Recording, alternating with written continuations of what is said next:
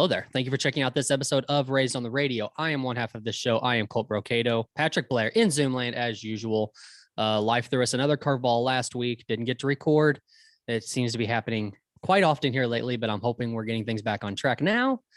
So, how are you? You don't need to tell the world that. Why? You just pretend like we got our shit together. Okay, we've done 100 episodes. People understand that we do not have our shit together by now. What? Come on. Millions of fans.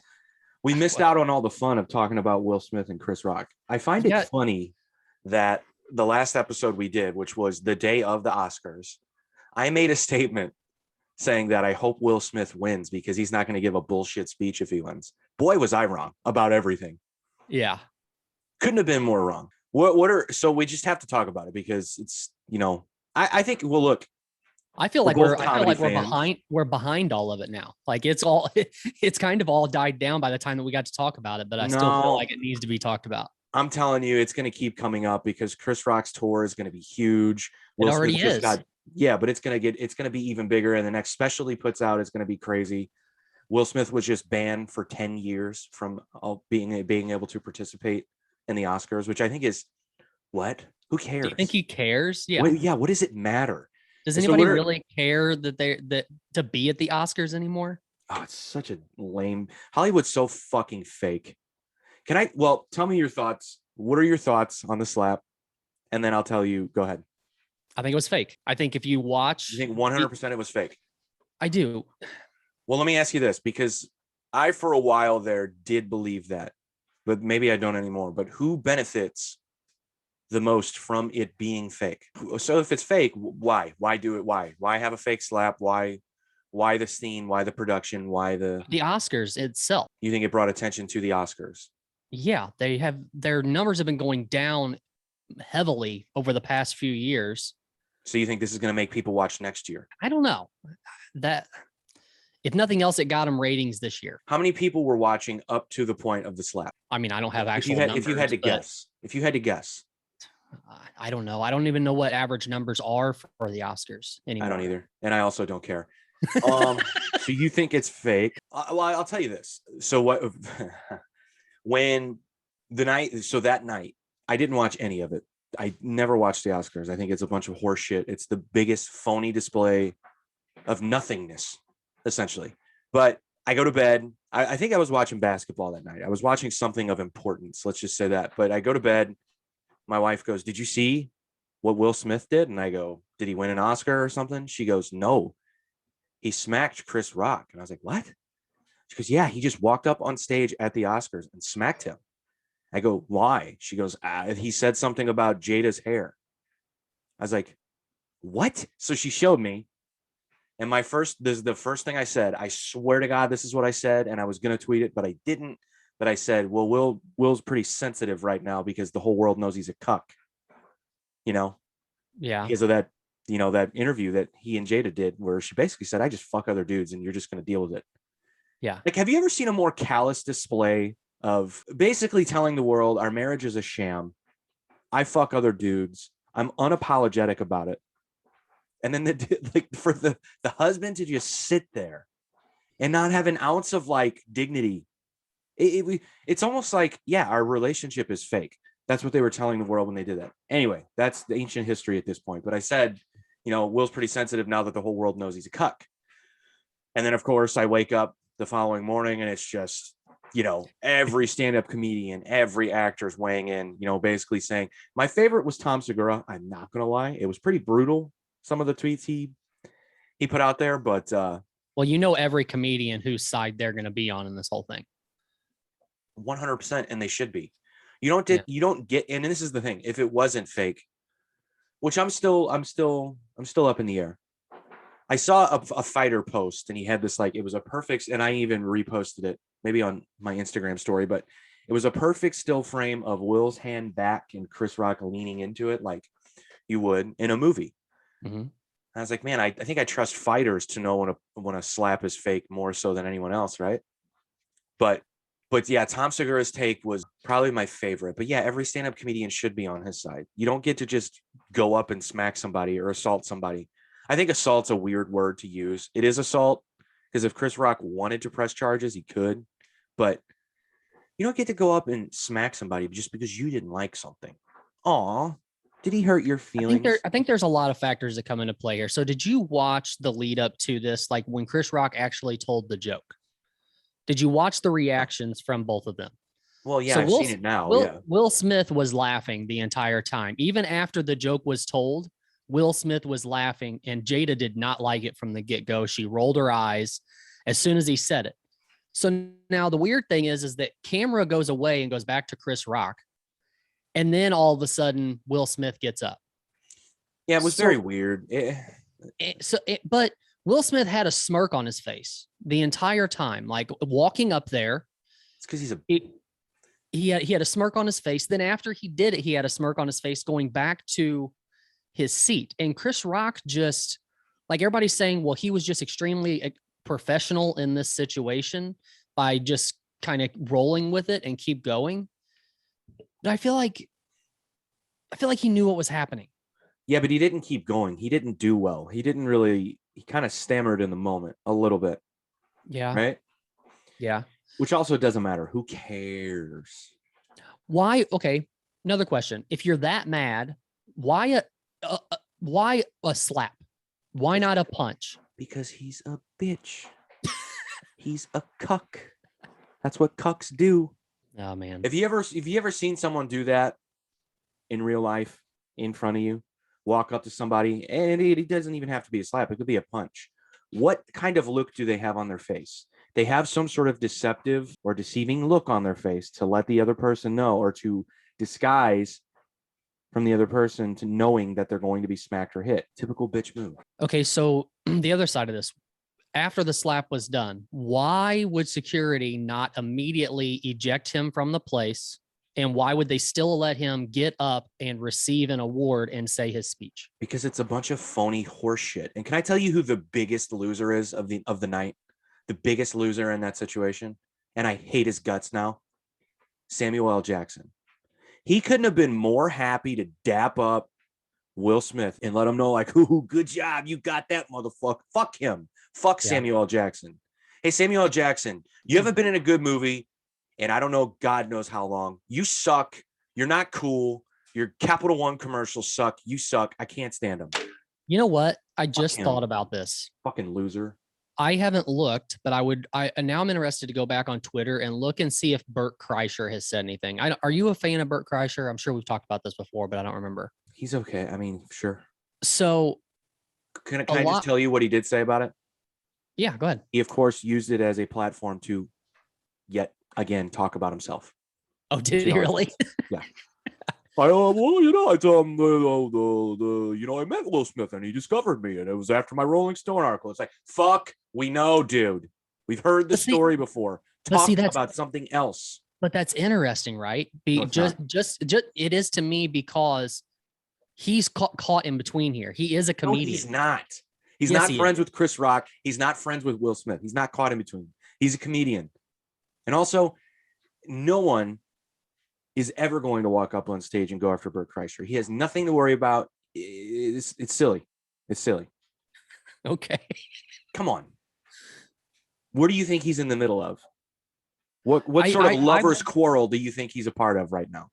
Just trying to pick a side here, because like just a second ago, I said all the comedians, of course, are going to be on Chris Rock's side. And they should be. But Bert Kreischer, who part of his career was founded by Will Smith, that's interesting to see whose side he's on.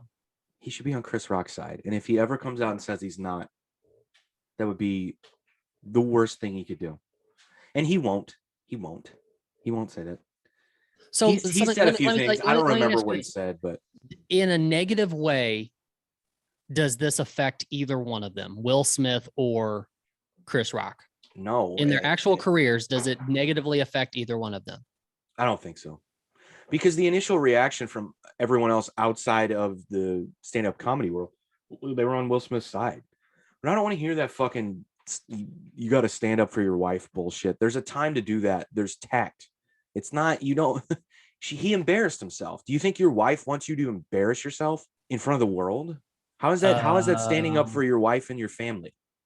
Well, the situation we're talking about now, she probably did. She sucks too, by the way. Yeah. I can't stand her too. Because that whole thing, it's like alopecia. You came out, she made public statements like, I have alopecia, but I'm okay with being bald. I'm gonna wear it. I'm gonna be proud.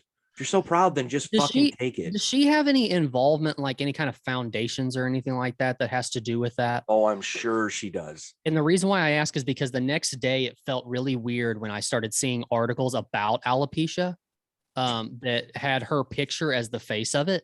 You know who the real winner of all this is? Alopecia awareness. I don't know if that's been said before, but I'm claiming it as my own right now. Well, I'm not kidding. Like I understand that it's, it's not a good thing, but still it just felt weird. Like the next day seeing these articles about alopecia awareness with her as the face of it. Like I wonder if we're going to see that she's either part of a foundation that has to do with it or something like that. Because if that's the case, like she benefits from this too. Of course. The whole thing reeks entitlement. It's so phony. Yeah. Like I said, Samuel L. Jackson and Denzel, like basically congratulating him for doing what he did on stage when he won. It's like, fuck you. You guys suck. Like, is there, this has been swirling in my head for a lot since this happened. Is there something weird that could help the industry somehow in making a separation between comedians and actors? Like an actor slaps a comedian on stage, and like now all of the comedians are, of course, on Chris Rock's side. A bunch of the actors are now on Will Smith's side. Like, is there some kind of benefit somewhere where we have this separation between actors and comedians? I don't think so. You don't think so? I'm wondering. I didn't know. I mean, I know that Chris Rock is considered an actor too. Correct. Been in some big movies. Yeah, but I don't know. I was just curious. That's gusto, bro. Yeah. Don't get it twisted. All right. It's fucking Pookie. All right. Yeah. I also thought it was funny too, because we halfway thought about recording after, or like the next day, that night after that, but we ended up recording the night before, and both of us were pissed off the next morning. We talked to each other and we're like, man, I really wish we would have recorded tonight instead. Yeah, it's okay. We're talking about it now. Who cares? Yeah. Yeah, dude, it's entitlement. It's phony. It's nonsense.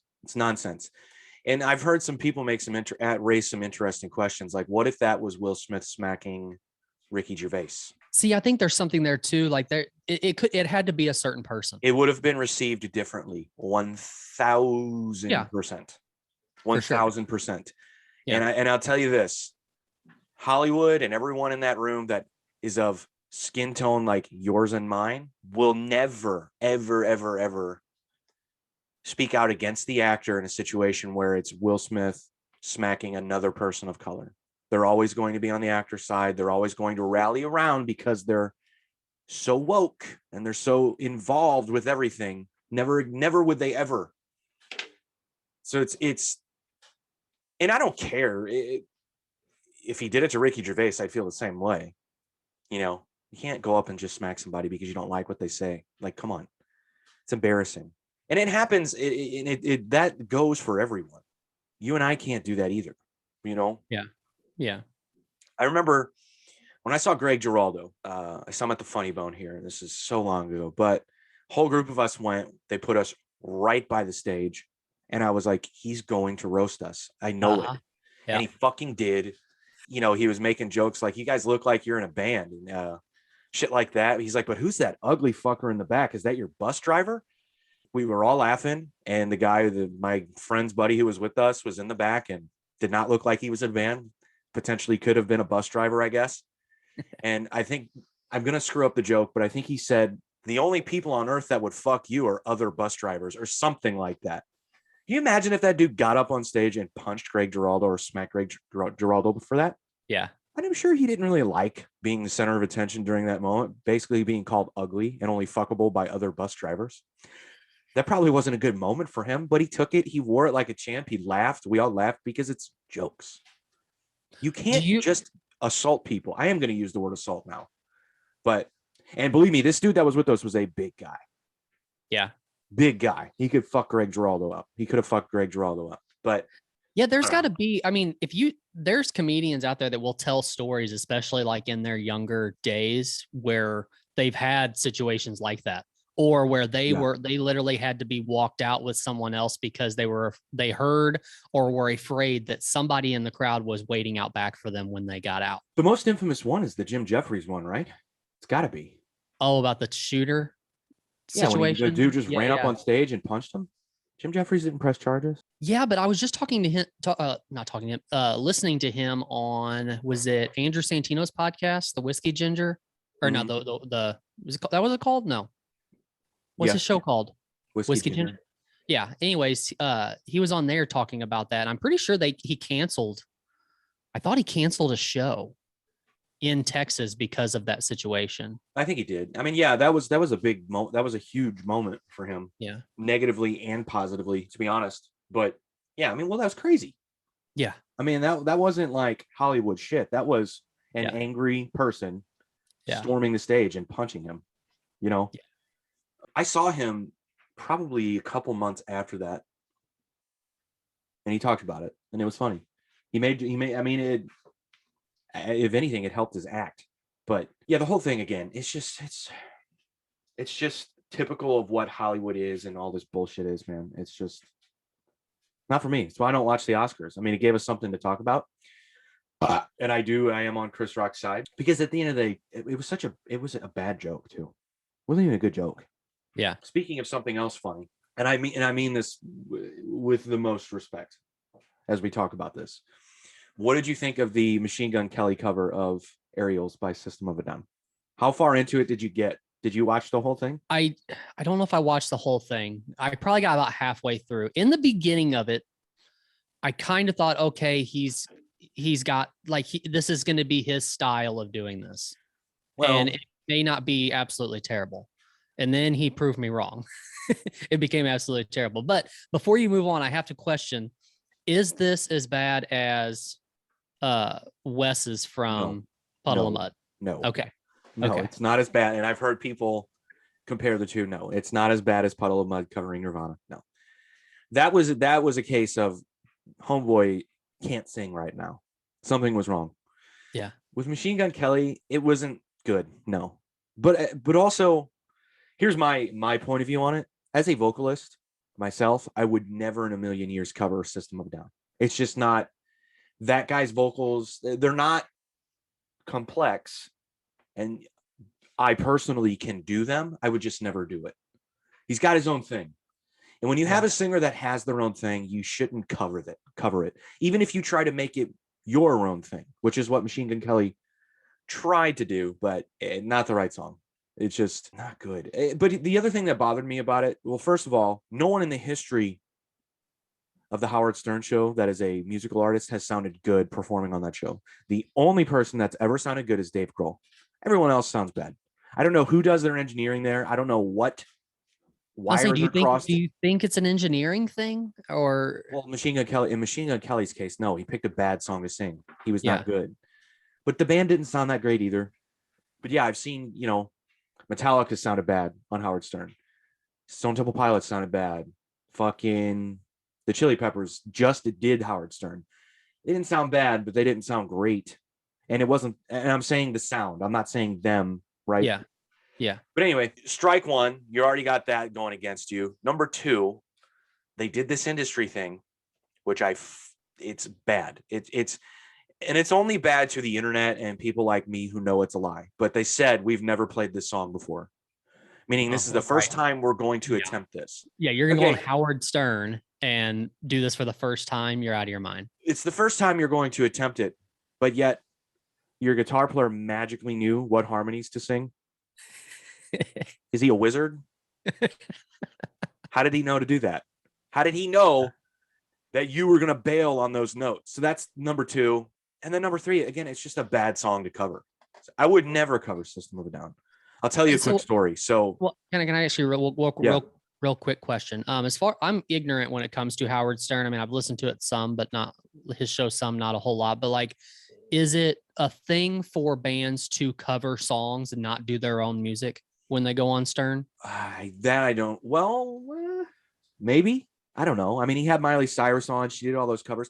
I just think that it gives the person the moment Well, look, cover songs are good for this reason.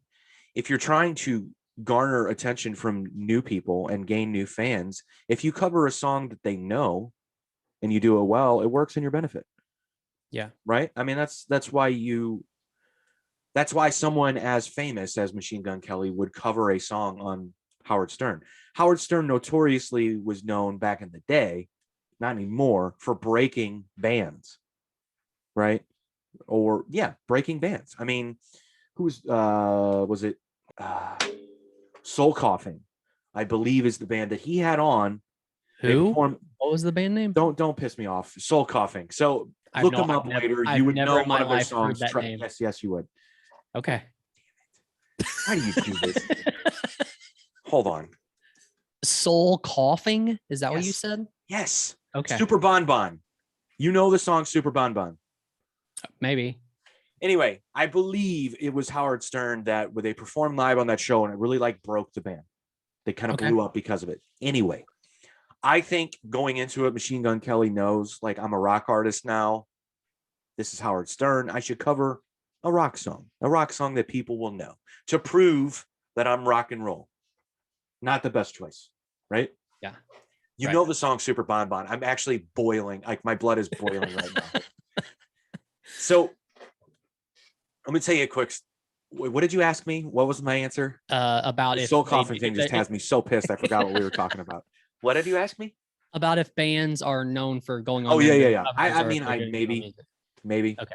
I want to say Metallica did a bunch of covers on Howard Stern too, but nonetheless, but they had a cover album, so that would make sense. Anyway, so I'll tell you a quick story. So like the first time that I ever worked with a real producer, and I'm using air quotes there, and he is, I want to sell this guy short. He's really good. And the reason that the band I was in at the time, the reason we went to this guy to record our EP is because he had recorded bands that we looked up to and like really liked.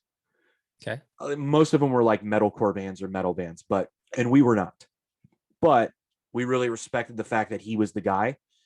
And he also recorded some like really then popular musicians in his area. He was in Cleveland. So musicians in his area and artists in his area, Machine Gun Kelly, for instance. That's where I met Machine Gun Kelly. But so when I went to this studio experience and it was time to do vocals, he pulled me out. He kind of sent everyone out of the room and he sat down with me and he goes, look, and we sent him a demo of the songs we potentially wanted to record. And he said, I want to let you know, like, I really like a lot of your ideas. But he goes, how aware are you of your own tone? And I was like, come again? This is before I've ever taken vocal lessons. This is, I'm fine. But this is what really inspired me to take vocal lessons is I just wanted to know, what am I doing wrong? What am I doing right? What are my strengths? What are my weaknesses? How can I improve? But he goes, what do you know about your own tone? And I go, I don't know. I'm not sure how to answer this question.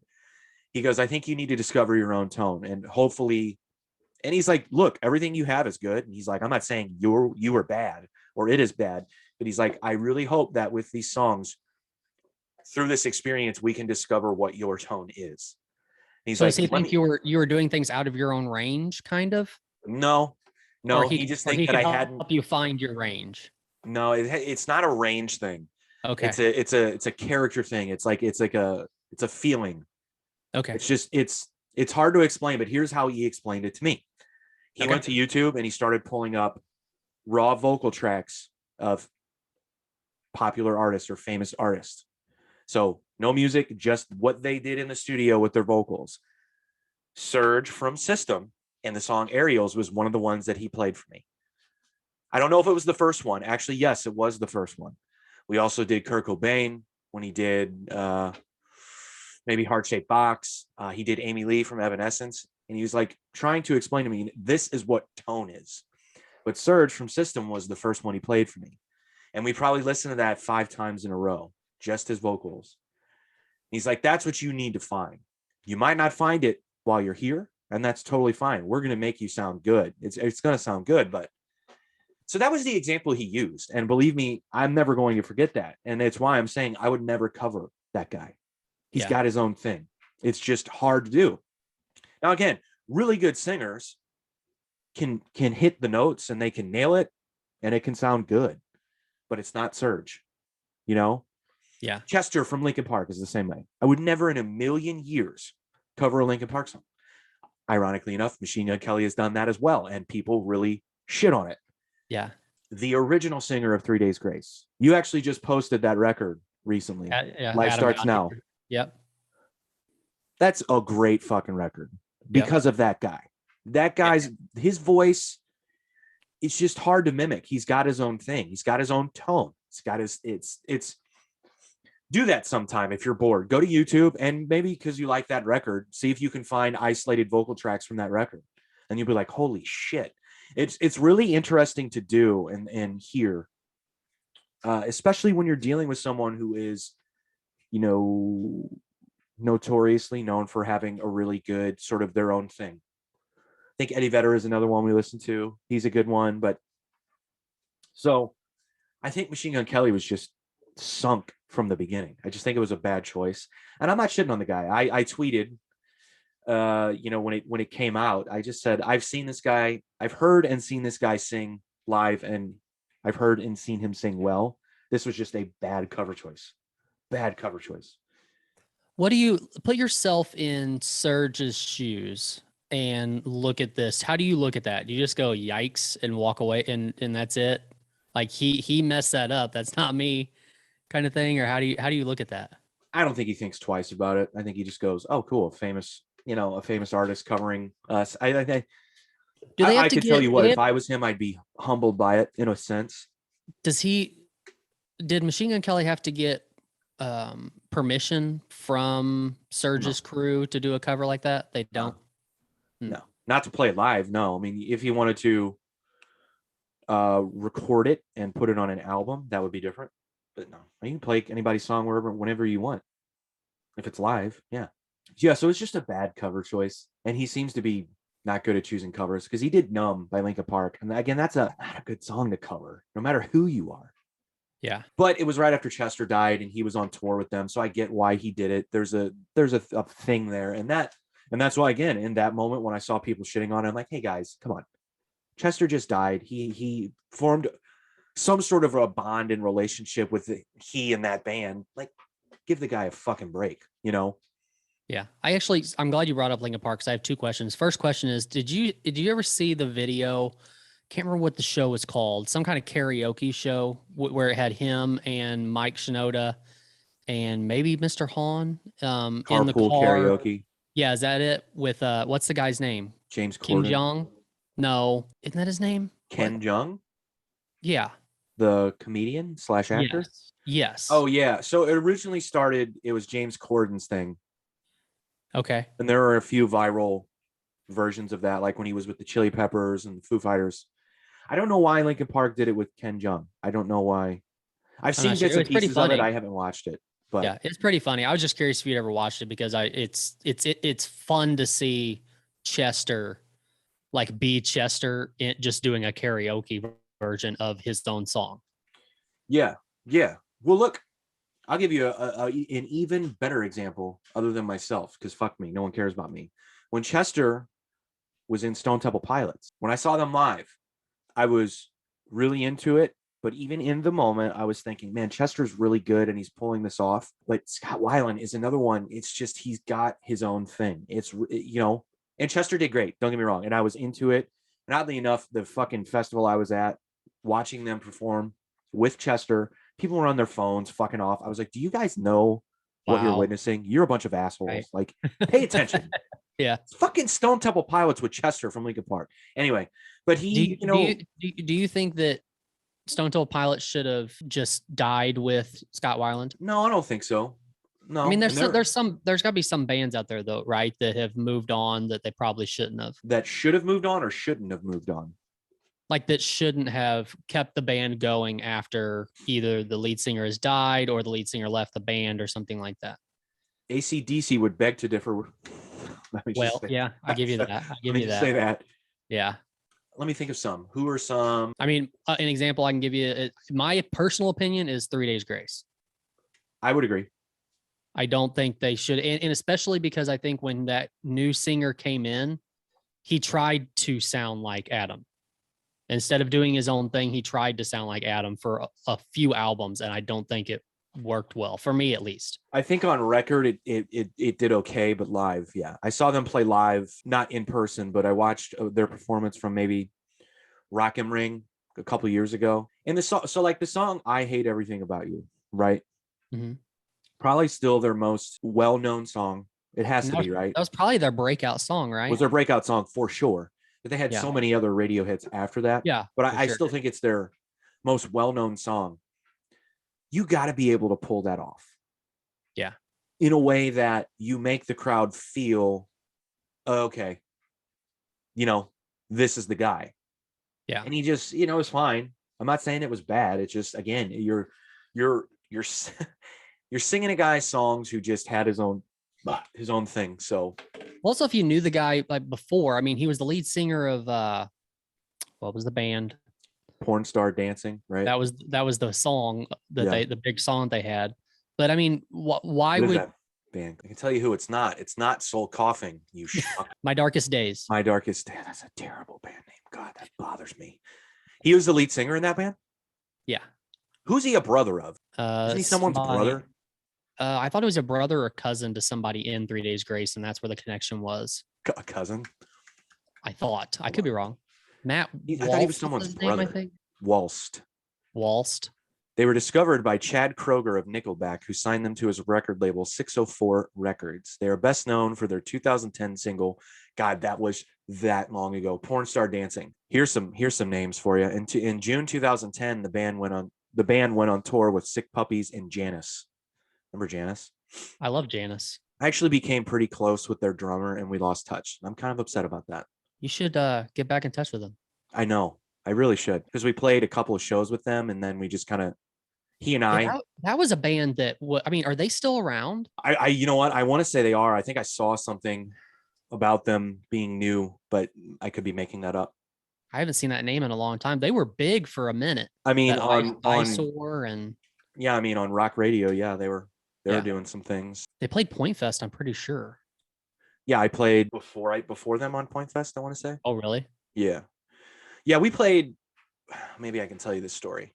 No, maybe I shouldn't. Fuck it, I will. We played with them. So Jeff from The Point used to do a concert for Crohn's because he has Crohn's disease. Correct. And one of the years he did it, we got asked to play it. It was us, Janice, and Cage the Elephant. And then two bands that were on tour with Cage the Elephant. So a really weird lineup. And we were still very new as a band, and we probably shouldn't have been on the show. I say this a lot. I think you've heard me say this a lot. Probably shouldn't have been on the show, but we actually did really well because we played. So so here's how this night went. Damn it. I'm just going to tell the story. Fuck it. Here's how this night went. I don't give a fuck. Fuck Cage the Elephant. So we were under the impression, and it was like this when it was booked, because Jeff knew who we were and liked us enough to put us on the show. But we were under the impression that we were going to play third. So Cage the Elephant's two touring bands were going to open the show. Well, when they all got there, Cage the Elephant's road manager threw a fucking fit. And pretty much we got called up to the office at Pops. Like, it was like a big deal. Pretty much saying, like, these bands are not going to open for a local band. They're not. Like, those were the words used. Now, keep in mind, I'm keeping my cool. Like, it was just, we're lucky to be there. We're lucky to be on the show because it was sold out. Pops was full. Going to be full. So none of us are raising a stink, but we were like, we said to someone, we're like, hey, we were under the impression, we have people coming later. We're a local band, sure, but we have people coming. They were under the impression we were playing later. And, that's not our problem, essentially. Now, Jeff's not saying this. Pops isn't saying this. The tour manager is basically saying that. So we're fine. It's fine. Whatever. Jeff was very cool about it. Pops was very cool about it. Cage the Elephant and their crew, not so much. Fine. We'll play. We'll open the show. Not a big deal. And we did. And it was packed, and we did fine. We did well. So the two touring bands play, then it's Janice, and then it's Cage the Elephant closing the show. Well, so what happens is one of the touring bands, one of the guitar players, grabs one of Janice's guitars, changes the tuning, and then uses it on stage. Okay, hold on. I feel like that's a major no-no. Oh, it's terrible. It's the douchiest thing you could do. Janice finds out about this, obviously. Uh-huh. once they're on stage and the guitar is out of tune. Ooh. Yeah. Needless to say, they were not happy, and they were not as nice as we were. They went up to everyone and said, listen, motherfuckers, you touch any of our shit again, there's going to be a problem. And a couple of the members of Cage the Elephant took exception to this because these were their touring bands or the bands they were on tour with, and they got mouthy with Janis. Now, I want to paint a picture here. Okay. I think I've already got it painted, but I want to see it on your canvas. I want to paint a picture for our listeners real quick. The average height of Janis is probably, we'll be generous and say 6 feet. Okay. The average weight in Janis is probably 200. Okay. Okay. The average height in Cage the Elephant, probably 5'6". The average weight in Cage the Elephant, probably about $140. This was a bad idea on Cage the Elephant's part. Now, keep in mind, we're back there. We're watching. But also, the picture that I've got in my head is you have 3 bands versus Janis. 2 bands. 2 bands. 2? Oh, well, yeah, 3. Because there was 2 with Janis, right? With Cage the Elephant. Even with all 3 of those bands being wet and wearing boots, they don't outweigh Janis. They're not going to do anything. And also Janis, they're kind of like a heavier band, Anyway, I'm just trying to paint a picture here of like you have rough dudes versus hipsters, if you will. Okay.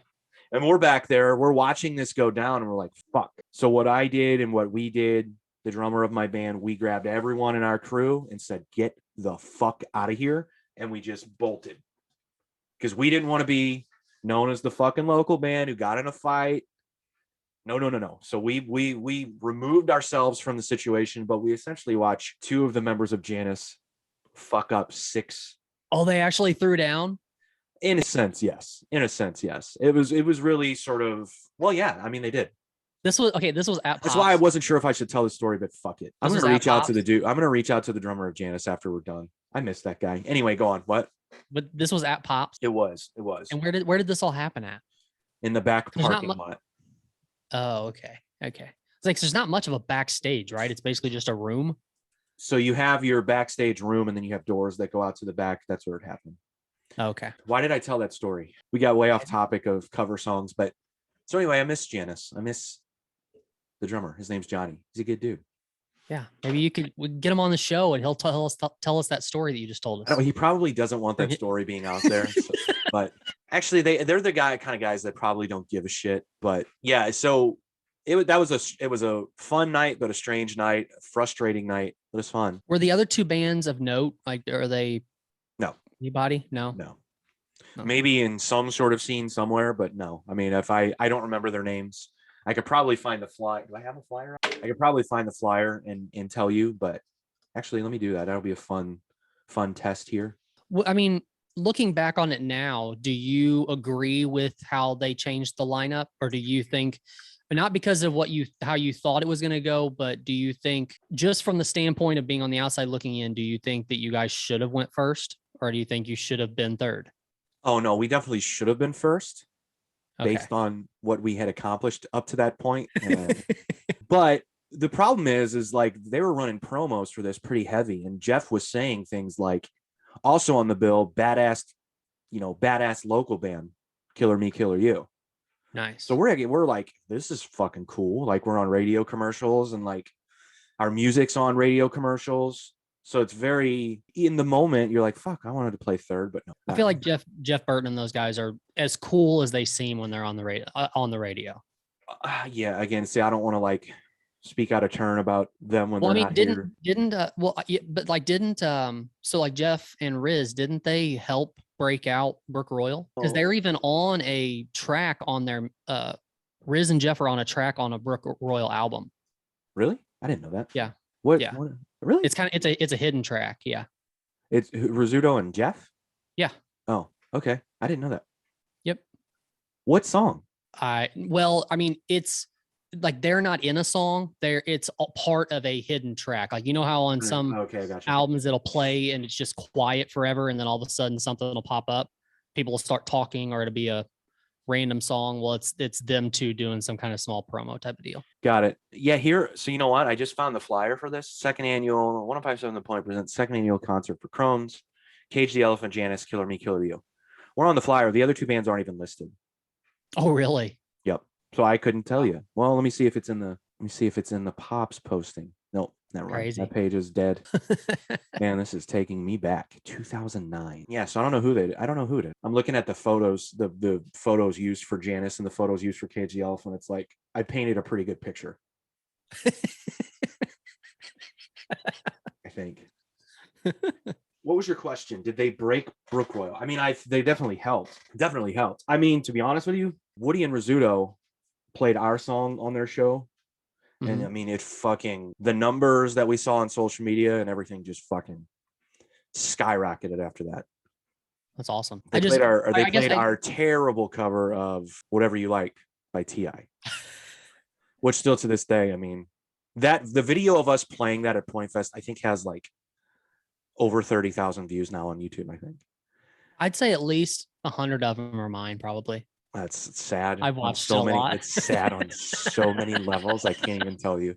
We should move on from that quickly. Yeah. Do you want to talk? Go ahead. I was just going to say, nonetheless, the moral of this story is Machine Gun Kelly picked a bad song and Cage the Elephant picked a fight with the wrong band. There we go. Those are the lessons to be learned here. Gotcha. Did you watch the fights last night? You did. I didn't even see, besides the text that you sent me telling me that Sterling had won, I believe. Yeah. I don't know who won anything. So what actually happened last night? Volkanovski dominated Korean Zombie. Oh, really? Stopped him in the fourth. I mean, Herb Dean stopped the fight while Korean Zombie was still on his feet. It shouldn't have been a fourth round, but they let him go out there and you could tell Herb was going to stop it. He's like, if you get hit one more time, I'm stop it. Volkanovski looked fucking incredible. That dude's a beast. I still want to see him fight Holloway again because I don't think he beat Holloway in either of the fights. I say that with the utmost respect. So I want to see that fight booked again. Dana didn't seem to think it was going to happen. He's kind of weighing the options there. Sterling won by split decision. I think a lot of people thought Jan should have won by split decision. It could have gone 3-2 either way. You know, Sterling definitely won 2 rounds because he had his back for the majority of the rounds and was, trying to submit him. Good for him. I think he proved like, okay, I can compete with Jan. I'm a real champion. He wants to fight. He called out Dillashaw. Dillashaw was in the crowd. That's probably going to be the next fight for him. And then obviously if he wins, he'll fight Jan for a third time. Khamzat beat Gilbert Burns by unanimous decision, which I think is total bullshit. It was fight of the night. It was a back and forth battle. I don't see how it was a unanimous decision. I really think they're pumping this guy up. And I really think he is a shit talker of all shit talkers, isn't he? I'm not a fan. I'm not a fan of the guy. I think he's good, but I'm not a fan. But they want him to fight Colby next, which I think would be great. And I think that's what they've wanted all along because I think they want Colby to talk shit about Russia, even though he's totally ignorant to where Khamzat is from. So, but I want to see it happen. It's going to be a shit show. It's going to be a shit show. And I can't wait if it does get booked. So he won. So it was overall, it was a pretty good card. I didn't get to see the prelims. I was at a diaper party. But yeah, it was okay. It was okay. I'm pissed that I missed the Triple G fight. I forgot that it was in Japan. So it happened at like 11 in the morning yesterday, our time or whatever. Yeah. I totally missed it, but Did won. He win? Yeah. He won by 9th round TKO. He's a beast, 40 years old. It's just crazy. Ageless wonder. Yeah. Seeing that a lot in boxing these days, I feel. Guys getting older and still being able to compete. You didn't see that a lot when I was a kid. Older guys still being able to compete on a world-class level. It seems like you see it more now. So what do you think has changed? I don't know. It's a good question. I think I would have to sit down and actually think about that. Athletic ability maybe, or like training maybe isn't. I think that's two huge factors. Sure. Absolutely. Yeah. But I also think it's just different DNA. And I don't mean to be disrespectful because believe me, my favorite fighter of all time is Roy Jones Jr. or Evander Holyfield. And both of those guys are freaks athletically and, skill wise. I just think like when you got a guy like Triple G, like you got these guys that come from places like Russia and it's just a different, I don't know. It's weird. You see that in UFC now too. I mean, look at all the guys that are dominating in the UFC that are Russian. I just think they're cut from a different, and I'm not saying they're tougher. That's not what I'm saying. I just think it's different. But also I think it's the way you train. You having access to different training methods. I think people have figured out how to spar and not get hurt now or get hurt less. Could you imagine sparring with Evander Holyfield back in the day? Jesus. What a fucking nightmare. Yeah. I mean, but even for him, a lot of the guys, I mean, he wasn't a big guy for a heavyweight. You know, people have accused him of steroids, but he's probably juicy if you look at his build. But like, Yeah. he was small for a heavyweight. So imagine the guys they're bringing in to help him prepare to fight Riddick Bowe. Monsters, you Yeah. know? So that's got to be a nightmare for him too. So I just think it's changed in that way, but fun to watch. Speaking of Evander, did you see? So you know that Mike Tyson has that weed company. That's probably a basic way to say that, but that weed company. Did you see what they just put out recently? They put out gummies in the shape of a bitten ear. Smart marketing move. Yeah, I think it was. I think it was for the anniversary of that happening. I can't hate. I would be hating if that had happened and he had won that fight as an Evander fan, because I was so rooting for Evander in those fights. By the way, that first Evander Holyfield Mike Tyson fight, I don't think that gets enough credit as being one of the best fights in the history of combat sports. It's often forgotten. I think it's because people often use this excuse like, well, it's Mike Tyson. After he was in jail, he wasn't the same guy. We wish they had fought. And there's even a documentary about this, but we wish they had fought before, when it was supposed to happen. They were booked to fight, and then Mike Tyson, the fight fell through. He fights Buster Douglas, then he goes to jail, and they never get to fight. But that's still, that first fight, that's fuck. The first punch that Mike Tyson throws almost knocks out Evander Holyfield. Like, it rocks him. The very first punch. Yeah. And I remember in the moment thinking, oh, fuck. Go back and watch that, dude. It's an insane fight. Anyway, I miss those days. Those fights were so fun. When, like, if you had HBO, there would just be these monsters fighting on HBO. You didn't have to buy pay-per-views, and there's still pay-per-view, but I watched George Foreman knock out Michael Moore on HBO with my dad. It's fun. Was your dad into boxing? Yeah, he's the one that got me into boxing. Oh, okay. Yeah, but not like super fan level. I became a super fan, but he exposed me to it for sure. I don't have anyone else in my life that exposed me. I think this might be weird, but like, I think for dads from that era, dabbled in different sports like that. Like they like to sit down and watch it, but weren't like super fans of stuff like we are now. Yeah, I also think they respected guys to a level, because you got to think, like, we're watching George Foreman. George Foreman is my dad's age. Yeah. So he was, you know what I mean? Yeah. Boomers are like, my dad's a boomer. So boomers definitely had that, like, just that respect level of like, we're going to sit down. And it would be the same thing. Like if there were, I remember when he would take me to Cardinals games. He's like, we're going to sit down and we're going to watch Ozzy. It was all about Ozzy, right? It wasn't necessarily about the Cardinals. It was about Ozzy. Like, we're watching greatness, that type of thing. Like, he had respect for individuals, even in team sports, more so than it was just like, I'm a super fan of the team or I'm a super fan of the sport. He was like that with boxing. Like, I remember he was like, we got to watch George Foreman fight, because he just had respect for him. I think Ozzie Smith threw the first pitch at opening day, didn't he? I think he threw it to Willie McGee this year. I didn't see. I didn't watch. I think so. I mean, I was watching the game, but I didn't see the.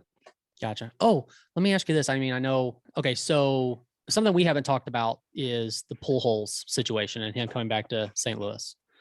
I want to know what your opinion is, and I also want to know what your parents' opinion is, because your parents are major Cardinals fans. My opinion is that it's good for he and the fans to have that nostalgic moment to start, and then to be able to say goodbye to him here in St. Louis rather than somewhere else. Yeah. From a baseball strategy perspective, it's probably not the best signing, but he's not going to be in the lineup every day. So it'll be fine. It'll be fine. Yeah. I think they'll use him. I think they'll use him to the point where it won't hurt the team. But if they do, then it's a bad idea. We'll see. Yeah. I know nothing about their manager. Yeah, I don't either. I know nothing about him. I don't know how he's going to approach. I don't even know how he's going to approach the team and the lineup he has. But I think my parents were happy about Pujols. I haven't talked to him about it. Sorry. The reason why I ask is, there's a lot of people who, pretty much said good riddance whenever Pujols left, which they're not taking into account that the Cardinals weren't doing anything to keep him here, and he went for that money, and anybody else would have done the same exact thing. Let me just say this. I got receipts of the people that talk shit when he left and called him a traitor And I saw you little bitches on Twitter crying at like, oh, I can't believe he's back. This is the best thing ever. No, I got receipts. I got a good memory. Then you need to stop. And all you people who did it, you know who you are. If you talk shit now. Right. Fuckers. I said, good, go get the money. Take care of your family. Yeah. Did you know he's getting divorced? Yeah, that's a weird. Someone brought it up on situation. opening day, and I was kind of, I think to a point, I was like, guys, why are we talking about this? That happens. Yeah, but the story was bigger because Okay, what am I missing? She just had brain surgery, and he did it like right after. He filed. But, I thought she filed. No, he did. And so, but his stance on it is basically, guys, this doesn't happen overnight. And a lot of people are looking at it saying, well, he decided he was going to come back to St. Louis and she didn't like it, so he divorced her. Like, it's really, what? Why? That's not how things work. I heard she didn't want to move back to St. Louis. That's why. She likes that California weather. Assholes. A bunch of fucking wrong. Yeah. I don't like the weather in St. Louis. The weather does suck here. I'd rather be in California too. But if you gave me millions of dollars to come to this shithole, I'm going to. Yeah. Good for him. Well, I'm not about the divorce. Jesus. Well, I didn't know all that. That sucks. I didn't even know she had brain surgery. This is how out of the loop I am. People get upset at me that I'm not more informed on the Cardinals these days, and I apologize. I got my own team to worry about. I treaded lightly on it because I didn't want to ask many major questions about it because I know that Cardinals isn't really the team that you follow. No, I do. I really do. And I used to follow them more than I have lately. Can I tell you something? The Mike Matheny era of the Cardinals really, I still got a bad taste in my mouth. I really couldn't stand him. I couldn't stand a lot of the players on that team. I couldn't stand, well, let me just say this, and we're going to get crucified for this, but I'm going to say it. St. Louis Cardinal fans are some of the most entitled, spoiled brats in all of professional sports when it comes to fan bases. And why do you think that? Because we're the best fans in baseball. This is baseball country or whatever it's called. We don't deserve anything. You don't deserve anything. You don't deserve big signings. The team will give it to you if they want to. Okay? They think they're entitled to more. Like, we're not the Yankees. So we're really talking about money here when you say that. We're talking about how the fans think that everything should be done the Cardinal way. Okay. The fact that here's what bothers me, and I've heard about this, but again, I don't know how true it is because who am I? But I heard before Dexter Fowler signed with the Cardinals, he was taken out to dinner by Ozzie Smith and Willie McGee, and they had a discussion about how black players were treated in St. Louis. And the reason for that is Dexter Fowler and his family were a little bit concerned. They had heard stories about black players playing here and how they were treated, like Ozzie Smith. So, like, name names. I mean, so. Well, I'm just thinking, was it? Again, we say this all the time, but wasn't it a different time? If we're talking about Ozzie Smith and Willie McGee. Yeah, but you got to think about it this way. When they played, there were far more black players playing in baseball, in Major League Baseball. Yeah. Than there are now. Yeah. It's something to think about. If I'm Dexter Fowler, I'm definitely thinking about it. Yeah. But are we talking like they were treated differently by like management or by the fans? The fan base, management? Okay. Yeah. We're not known as the most liberal city. Yeah, I know. Very racially segregated. Yeah. Very historically famous for being racially segregated. Yeah. So, I don't blame him for wanting to know. I don't. Yeah. I don't. So that's the entitlement I'm talking about. And then it's just the overall approach. But I'm blowing hot air out my ass. People are going to be mad at me. Fine. I don't care. I do want to get into this whole boxing match though with what boxing match? Floyd Mayweather. Hang on. Well, who's the guy he is boxing against? Hang on. He's fighting someone? Yeah, on a helipad in Dubai. What? Dangerous Don Moore. I heard he's got a St. Louis connection somehow too. This Dangerous Don Moore. Who's that? I don't know. He's been undefeated since 99, but he's only had 18 fights since 99. That seems kind of crazy. But here's what's really interesting is they're selling this in NFTs. I give up on so much. I want to know who Dangerous Don Moore is. I don't know. Well, he's on BoxRec. Let me see. It says Gary, Indiana's Dangerous Don Moore hasn't lost a fight since turning professional in 99. He's from Gary, Indiana. And he was trained by Mayweather's uncle, Roger Mayweather. Interesting. So I guess there's a little bit of a connection there. He looks 75 years old in this photo I just found. Why are these two old men fighting, and why are we excited about it? Are you excited about this? Not really. I'm not excited about Mayweather fighting anymore I never was. in general. So Anderson Badou Silva's on it. Jack.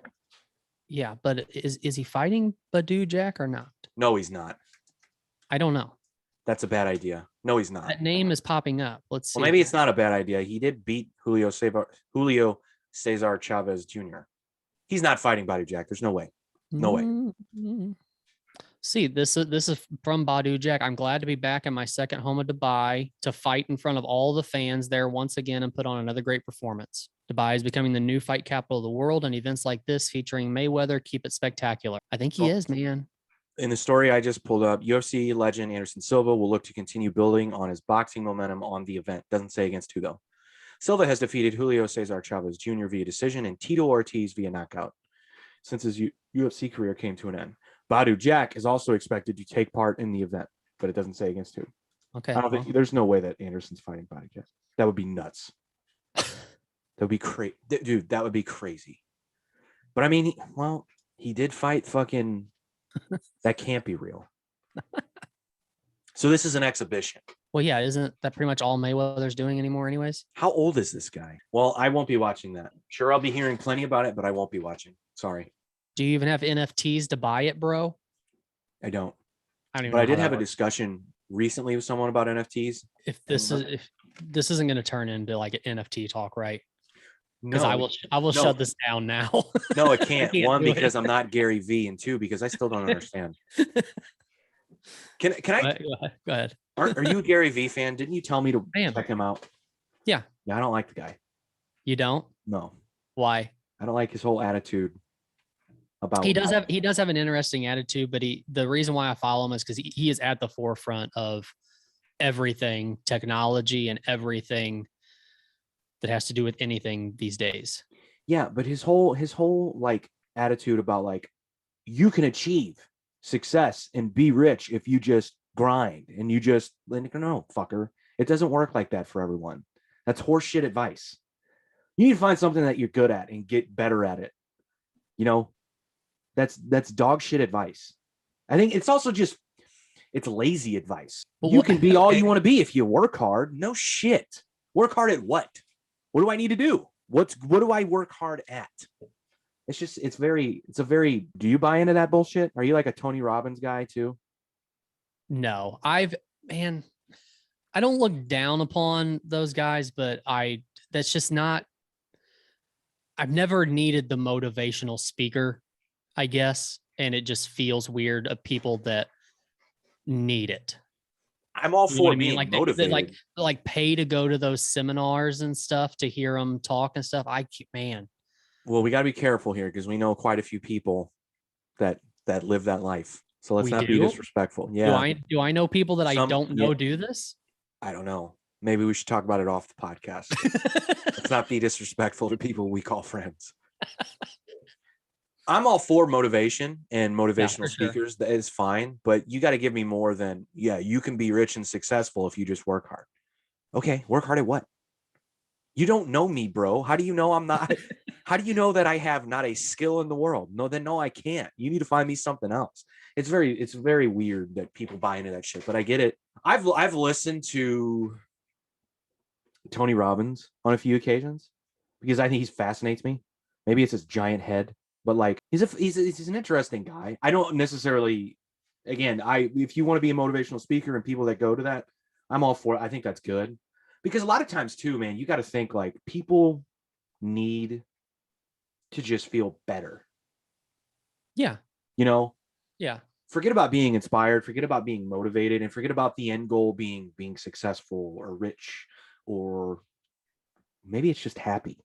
Maybe they just need to feel better. Yeah. About themselves, about their life, about their family, whatever the case may be. So I really appreciate the fact that if someone can, at the very least, make you happy or make you feel a little bit better about your own situation, then I think that's a positive thing. And I buy into that. I just think like if you're selling success, there has to be something else attached to it other than work hard. Well, so if Like- you Gary V, if you get below like the surface level of what you're talking about, just this motivational stuff, Yeah. like he does, he'll do like call-in shows and stuff where people will call in and he will get into very detail with these people. Like, what are you trying to do? Like, what's your business? What are you trying to do? And he will explain from his point of view exactly what he thinks you need to do to be successful. So it's not just like, just work hard and grind and you'll get successful with that job. Yeah, but Like, that's it's how not- he's that's not what become it- popular on the internet, though. Well, Fair? I guess. Maybe I don't know. know enough about him. Yeah, I think you got to go deeper You to. want me to stop shitting on your hero, is what you're saying. That's fine. I will. My hero is going to be Dangerous Don Moore if he somehow beats Floyd Mayweather. We know that won't happen. Gary V. So wait. So I looked him up, and you're the one that told me to check him out. And when you asked me who he was, I was like, I know the name, but I don't think I've ever listened to him. So like, I saw him on. I looked him up though, and I found something to be very interesting. Let me. Are we talking about Gary V or are we talking about somebody else? Gary V. Oh, okay. Vaynerchuk. He's Yeah. Belarusian. Yes. So here's the problem I have. Okay. I'm all about like keeping busy. You know, I myself try to do a lot of things. You know, I work for a living, take care of my family. I do a podcast. I'm a musician. I'm a writer. Right. Mm-hmm. However, I don't know if I'm necessarily going to tag myself as all of those things. If you were a stranger and you asked me like, well, what do you do? I wouldn't go, I'm a musician, writer, podcaster. Like I wouldn't do that. But Well, so what like, would you say? Would you just say what your day job is? I'm and a that's dude. I'm a dude. Let's get past the trivial stuff. I'm a dude. This is why people listen to Gary V. What And what do you want to know? dude, if you I'm not just be giving you a dude, time. you'll be But successful. it's like, okay, look, here's why I'm joking about that. Here's why I'm poking fun at that. It's like if I meet someone and they ask me what nationality, or like, where did you go to high school? Let's talk about something else. I'm Irish. Now the conversation's over. That was fun. I don't care. I don't care. You're not with me Where on are you? this? Where are you hanging out at? That I know. people Who are- am I hanging are out having with? this Right? conversation with you. You've never had someone in this bullshit city ask you where you went to high school? Not I find that hard to believe. in your city. No, I have not because they don't That's care. That's insane. All right. But it says he's an entrepreneur, author, speaker, and internet personality. Fair enough. He is a co-founder of the restaurant reservation software company Resy and Empathy Wine, the chairman of VaynerX, a modern-day media and communications holding company, and the active CEO of VaynerMedia. They actually, they've one of those companies actually has like NFL players, like they've signed NFL players and stuff. If you Google how did Gary V get rich, his net worth grew from his early stage investments in successful startups, including Wildfire, Rebel Mouse, and Medium. Now you don't have to be a wine selling or social media expert like Gary to build a highly successful business on your own. So essentially, he got rich off someone else's ideas and creations. Is that what that's how I'm reading that? I don't know. He started out as like with a wine. He started out. His dad had a wine business or had a store. So yeah, I read something that along too. those So he just took lines, over. and- yeah, and started running the business for his So dad. what did he actually do? What hard work did he do to spin this idea that like all you got to do is work hard? I don't know. I feel like there's I'm a asking lot. sarcastically, but I'm also being serious. I know you are, but I feel like there's a lot of in between there of time that's missed. Nah. The internet doesn't lie, bro. I got it right here. Did Gary V come from money? As a young child, he operated a lemonade stand franchise. In his teens, he often made thousands in a weekend selling baseball cards. Fuck off, internet. At the age of 14, he entered the family wine business. After college, he grew that company from 3 million to 60 million in just 5 years. Okay. Because I did read that. Like he grew it, he made it an online business, not just a brick and mortar wine store, right? Right. Okay. Yeah. Fine. Very good. Do you like my cynical approach to the world and most human beings? It's amazing. It really is. I try. Man, I keep going back to this picture from that flyer. Good God. My Justin Bieber hair is a sight to be shit on, let me tell you. Listen, man, sometimes I do go back and find some of your old YouTube music videos just to see your hair. I appreciate that. You're welcome. I used to be super self-conscious on stage, and I felt like, well, if I have hair that I can headbang with and hide my face, all will be well. Like it was really like it wasn't just an emo thing. No, man. It might have been that too, but It felt good to have hair. You headbang. Anyway, that's how I became successful. Shitty long hair. Uh-huh. Worked Now hard at you're my now shitty. you're a writer and a I'm a musician. writer, podcaster, social media. That's what you need to tell people. Tell if anybody asks what you do, just tell them you podcast. I'm That's gonna it. start doing that. Yeah. Just let it go. Yeah. Yeah. I'm a motivational podcaster. That's what I'm going to call myself. Not a motivational speaker, a motivational podcaster. We've covered a lot today. We went from Will Smith and Chris Rock to the band Janice to Gary Vee. Mhm. And Yeah. I really don't quite remember how the fuck we got there. But I do want to say one thing. I want to say positive vibes and thoughts to Dwayne Haskins' family. That's where I was going to go next. Yep. Absolutely. I'm not going to lie. As an Ohio State fan, I've been watching, if you're on social media, people posting these old clips of him playing and just him as a dude. And that was devastating news, man. What a fucking have you seen the controversy surrounding is it Adam Schefter from ESPN? Yeah, he sucks. This isn't the first time he's done that either. That was a terrible. I mean, he immediately deleted it. Yeah, because he's once he started bitch. getting backlash from it. Yeah, that's what he does. He sucks. Yeah. This is how many times do I have to complain about this with sports media? This is what we do now. We criticize, even in moments of death, we criticize the person for their performance on the field. Fuck off. But let's explain to people who are listening what we're talking about. So Dwayne Haskins passed away yesterday. He was hit by a car while walking. He was hit by a dump truck while walking on the highway. Was it in South Florida? Is that what I read? He's in Florida. What a fucking just tragic. I mean, yeah, was hit by a dump truck while walking, trying to cross the highway, and he died. I guess instantly. He's from what I'm reading. He was an Ohio State quarterback. That's how this is a little bit kind of hits deeper on deeper levels for me. But Ohio State quarterback, most recently with the Steelers in the NFL, and that's all I'm going to say. That's all you need to say. Yeah. But Adam Schefter decided to talk about how he's been struggling in the NFL, but struggling to find his groove, I think is what he said, or something like that.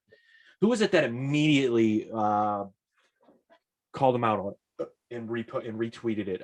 I seen that Lamar Jackson had something to say about it. Was that the one? Is that it? It was Lamar, but it was someone else. Ben Roethlisberger put out a pretty long post about it too, basically saying that he was a kid that he watched who never had bad days, and it was a cool, heartfelt post that he made. This was Schefter's tweet. Haskins, 24, died on Saturday after being struck by a dump truck in South Florida. Schefter was one of the first to tweet about Haskins' death, but the manner in which he did it raised hackles. In the now deleted tweet, Schefter said Haskins was struggling to catch on with Washington and Pittsburgh in the NFL. So irrelevant.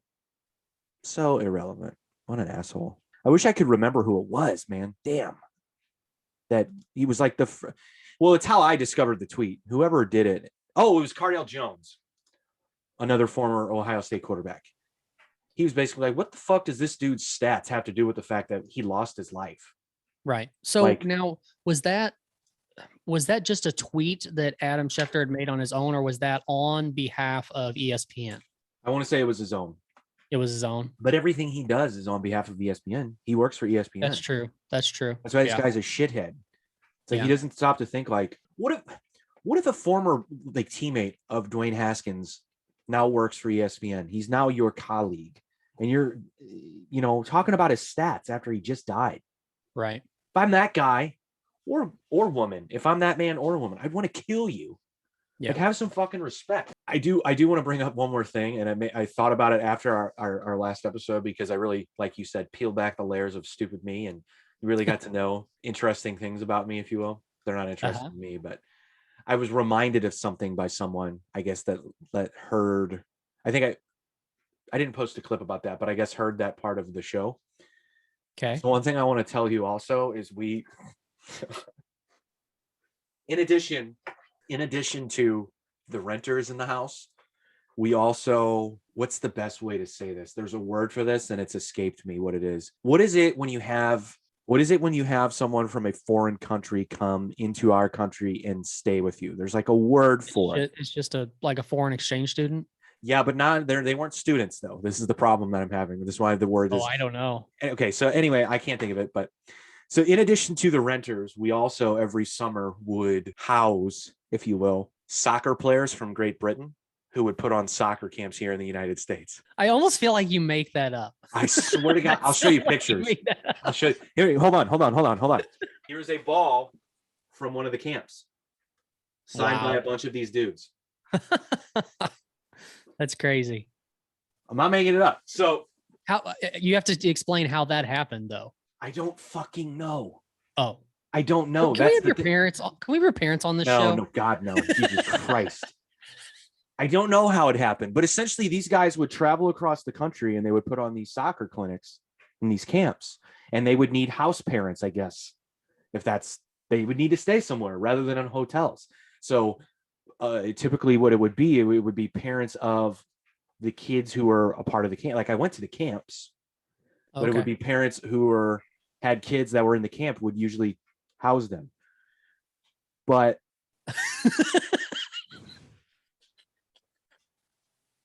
someone sent me a picture and it was bizarre. There were like 10 of these guys. Actually, what I think it was, my parents became pretty close with one of the guys. It was one of the second guys that came. My parents actually became pretty close with the guy. They went to England to his wedding. Oh wow. And they came here with their kids. He came here with his wife and kids, maybe the summer of 2019. Like I know it was before the pandemic. And actually, yeah, that's when it was. And it was the first time they had been back in the States in years. And we actually got to see them. He got to meet my wife, and my son wasn't born yet. But it's just a very weird, it's again, just part of the experience of like a weird way to kind of grow up. But where was the original connection with these people? I don't know. I think like whoever puts on the camps, I think they just reached out to people and said, we need people that will put up these guys. And of course, my parents, not having all the room in the world, not already having any other strangers in their home, said, we'll do it. Is that where your love of soccer came from too? Is that where it started when you were younger? I mean, I think I already had a love of it before that, but it definitely helped. Yeah. Yeah, dude. Fuck, man. Super weird. Super weird to think, but I forgot about all of that, and someone had to remind me of it. And then I saw pictures. You keep saying someone. Is this? I don't want to say who.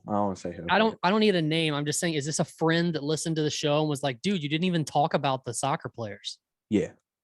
But I don't want to say who. Okay. But yeah, they basically said it like that. Like, dude, you forgot about also, like, because I made it. I was trying to make light of the fact that we had strangers living in our house, but like they were like, you also forgot about the strange people from Great Britain that stayed at your house too. Like that should have been the first on your mind. I know, right? So the first year I remember one guy was from Wales and the other guy was from England. The second year, which was the guy that my parents became friends with, he was from England. And I think the other guy was from England as well. And then years after that, the guys were kind of from from Wales, from different places. So who was running these camps? Were these like major? They had to be major camps, right? I don't know. I wish I could remember. For them to fly all the way here? They were just called British soccer camp. Like that was the title it had. In St. Louis. Well, in the Midwest, especially, because soccer is really popular in the Midwest. So it wasn't just St. Louis. I mean, they would go on road shows all across the nation. Oh, okay. So like they would stay at our house. They would get in a rental car and then drive to fucking Topeka, Kansas. And then from there to fucking Lincoln, Nebraska. Then probably somewhere in Colorado. And then, yeah. Like that's what they did for their summers. But you got to think these guys are, and this is where I got to be really careful about what I say. But these guys, were 20, 21, 22. So to go to America, party in America when you're not teaching kids soccer, probably a pretty cool gig, pretty intriguing to them, Yeah. I have to be really careful because after I was reminded of this, a lot of stories came to mind, but I don't know that I should tell them. Have you ever in your life, like you see the movies and stuff about like people going abroad or going to another country or whatever and backpacking through Europe or whatever? Has any of that kind of stuff ever intrigued you, like to do something like that? Backpack specifically? Just anything like that. Not just like going there and visiting, but I don't know, like I guess going to another country and just roughing it, not really knowing what you're doing or how you're doing it. I mean, I've been to Europe and that's what we did. Yeah. I mean, my wife and I just did that. Yeah. booked Airbnbs, but we kind of were winging it a little bit. Yeah. Well, I should take that back. I mean, we had specific plans as to what city we would end up in next and the travel aspect of it, but we didn't. I mean, when we were in Lisbon, we would just wake up, start walking, and see what happened, you know. But that's the Yeah. that's how cool of a city that city is, though. Like you could just do that. How did you, were there multiple flights when you got over there? Did you fly to one place and then, or just because you went to different cities, right? Yeah, so we flew from Boston to Lisbon. Obviously, I had to fly to Boston. Yeah. We flew from no, I'm sorry. We flew from Boston to Azores, which is a remote island off of Portugal. We were there, then we flew from there to Lisbon, okay, which was like an hour, maybe. And by the way, super cheap flight. I'm talking like $60 a Wow. person. Yeah. Then we drove from Lisbon to Porto, Portugal, which is like a 4-hour drive, but it's all on the coast. It's fucking amazing. And that's why we did it like that. We actually had someone recommend that we do that rather than fly to Porto, which ultimately would have been like, again, a 45-minute flight, not even an hour.